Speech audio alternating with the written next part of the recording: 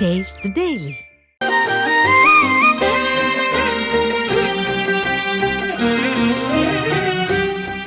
திருவள்ளூர் மாவட்டம் திருத்தணி முருகன் கோயிலில் மார்கழி 2ஆம் நாளை ஒட்டி தங்கத்தேர் திருவிழா விமர்சையாக நடைபெற்றது.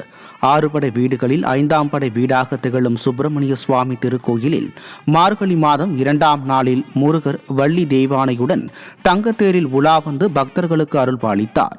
இதில் திரளான பக்தர்கள் அரோகரா கோஷத்துடன் தங்கத்தேரை இழுத்து முருகனை வழிபட்டார். திருவண்ணாமலை அண்ணாமலையார் கோவில் கார்த்திகை தீப திருவிழா சண்டிகேஸ்வரர் மாட வீதி உலாவுடன் நிறைவு பெற்றது. திருக்கார்த்திகை தீப திருவிழா இந்த மாதம் 1ஆம் தேதி நகரின் காவல் தெய்வமாக விளங்கும் துர்க்கையம்மன் உற்சவத்துடன் துவங்கியது. பின்னர் கடந்த 13ஆம் தேதி மலை உச்சியில் வெகு விமரிசையாக மகாதீபம் ஏற்றப்பட்டது. இதனைத் தொடர்ந்து சந்திரசேகரர், பராசக்தியம்மன் உள்ளிட்ட பஞ்சமூர்த்திகளின் தெப்போற்சவம் நடைபெற்று வந்த நிலையில் இறுதியாக சண்டிகேஸ்வரர் உற்சவம் நடைபெற்றது. பின்னர் வெள்ளி ரிஷப வாகனத்தில் சண்டிகேஸ்வரர் மாட வீதி உலாவுடன் கார்த்திகை தீப திருவிழா நிறைவு பெற்றது.